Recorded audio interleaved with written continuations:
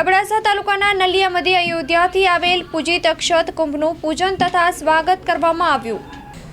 વિશ્વ હિન્દુ પરિષદ અને નલિયા આરએસએસ કાર્યકર્તાની સાથે જે અયોધ્યામાં ભગવાન શ્રી રામનો 22 જાન્યુઆરીએ ભવ્યાતિ ભવ્ય પ્રાણ પ્રતિષ્ઠા મહોત્સવનું આયોજન છે, એના ભાગરૂપે આજે નલિયા ગામમાં જે અક્ષત કળશ આવેલ છે એનો શ્રી રામદેવ પીર મંદિર નલિયાથી રવાડી સ્વરૂપે લઈ અને શ્રી રામ મંદિર બજાર ચોકમાં જે આવેલ છે એમાં ગામના બધા જ સામાજિક અગ્રણીઓ, ગામના સાધુ સંતો, પૂજારી શ્રીઓના સાથ સહકારથી આજે આ આયોજન સફળ થયેલ છે। આ આયોજનમાં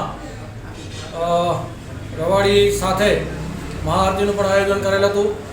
આ આયોજનમાં વિશ્વ હિન્દુ પરિષદ, રાષ્ટ્રીય સ્વયંસેવક સંઘના કાર્યકર્તા સિવાય ગામના બધા જ સમાજના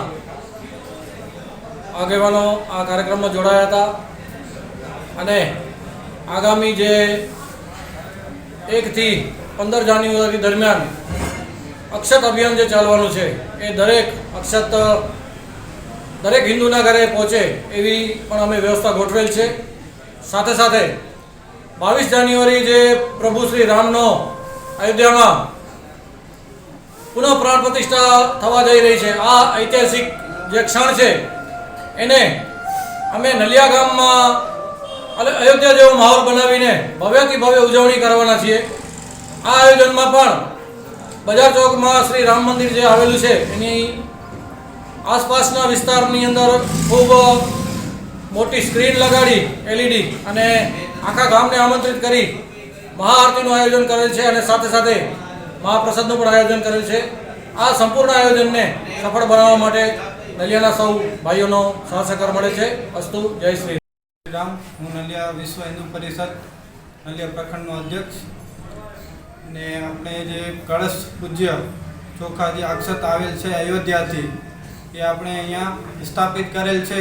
રામદેવ પીર મંદિરથી રામ મંદિર સુધી સર્વે ધર્મપ્રેમીઓ, સનાતન ધર્મના ભાવિ ભક્તો બધા અહીંયા હાજર રહ્યા।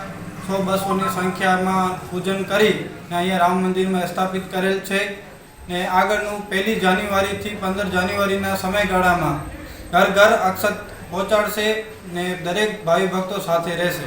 જય શ્રી રામ।